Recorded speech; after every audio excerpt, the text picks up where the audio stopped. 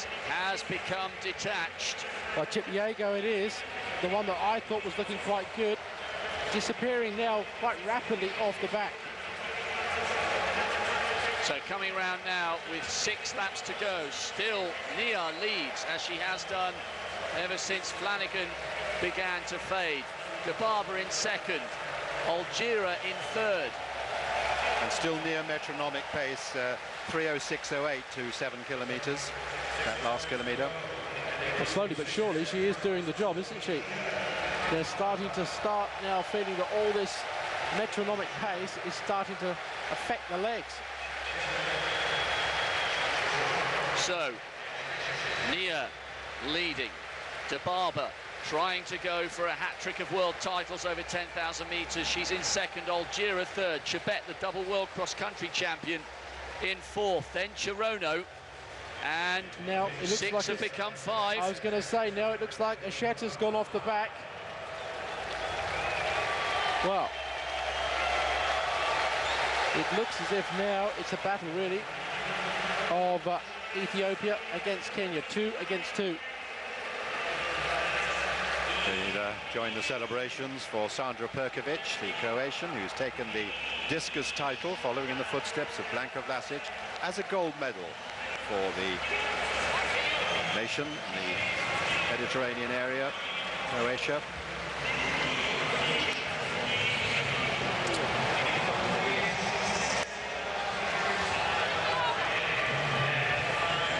Surprise in the discus competition was the silver to Robert Michon of France.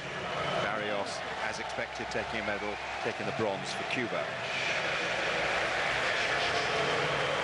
We really are getting towards the business end of this race. We still have the Japanese athlete leading. If she can hang on, even if she gets passed by the 2 Ethiopians and the 2 Kenyans still left in contention, she'll be in line for a better finish than 9th. That's where she ended up as a result of front-running the Olympic final last year. And still Dibaba waiting in second place. Algira third. Emily Chibet, the Kenyan with the short hair, is the double world cross-country champion. She was brilliant in Bydgoszcz in Poland earlier this year. A very, very gutsy athlete and someone who knows how to keep going even when she's suffering.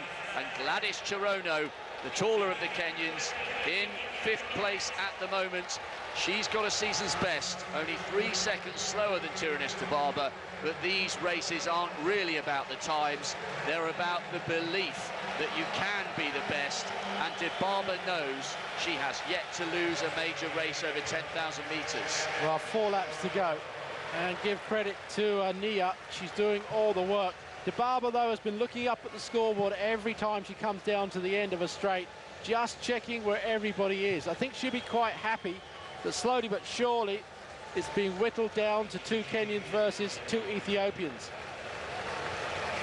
Well, there have been so many installments in the rich history and the rivalry between Kenyan and Ethiopian distance running, and sometimes it's a false belief that success comes easily and without hard work for the men and women of those 2 brilliant 5 and 10,000 metre running nations.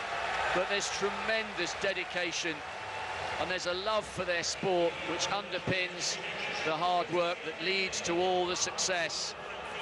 And we are about to see another chapter in this rivalry played out over the last 3 laps here in this Olympic stadium. Inside 3 laps to go now in the final of the women's 10,000 metres. Nia of Japan has led for just about half the race, but Tirunesh Dibaba, the double Olympic champion over 10,000 metres, the world champion in Helsinki in the rain, in Osaka in the sweltering conditions. She's in second place at the moment. She's tracked every leader and she's looking relaxed and comfortable. Her compatriot Algira is in 3rd place, but we have 2 really classy Kenyans in this. Gladys Chirono with the ponytail and Emily Chibet, the double world cross-country champion.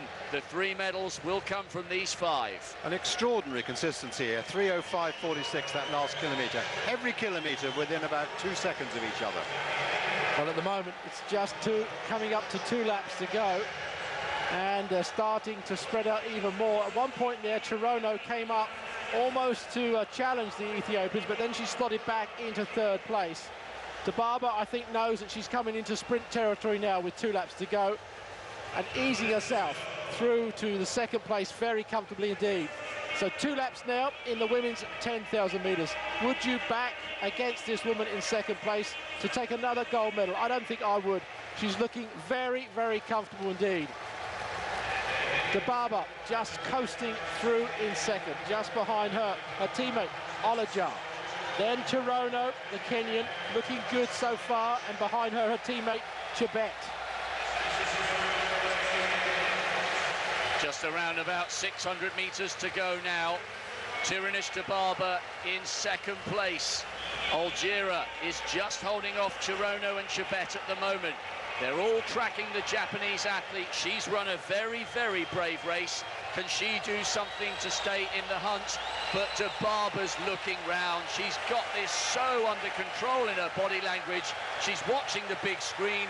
She's waiting to see who's behind her. And now she's about to make her break. Well, as she does it, her teammate follows up.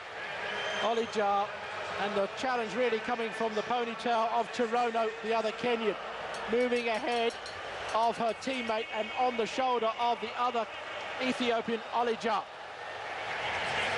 Tirunesh Dibaba now. Inside 400 metres to go. Chebet, the double world cross-country champion, is beaten. A real tussle between Chirono in second, and Algira's already looked over her shoulder. Has she settled for third? Tirunesh Dibaba, the imperious Ethiopian. She's been winning global titles for such a long time. Inside 200 to go. Chirono is doing everything she can to respond, but Dibaba's just looked over her shoulder again, and the gap is growing. The world champion from Helsinki, the world champion from Osaka, the double Olympic champion over this distance. She just does not know how to lose a global title race over 10,000 metres. Tirunesh Dibaba confirms her status as one of the greatest female distance runners in history.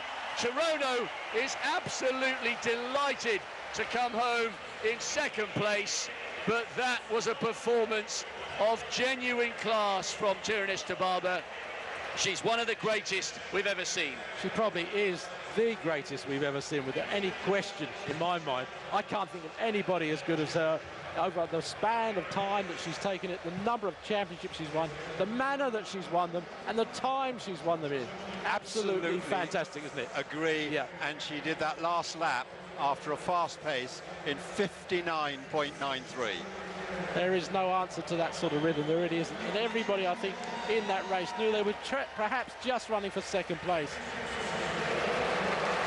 Shalane Flanagan coming across the line now. Very, very tired. One or two of the athletes still with another lap to go.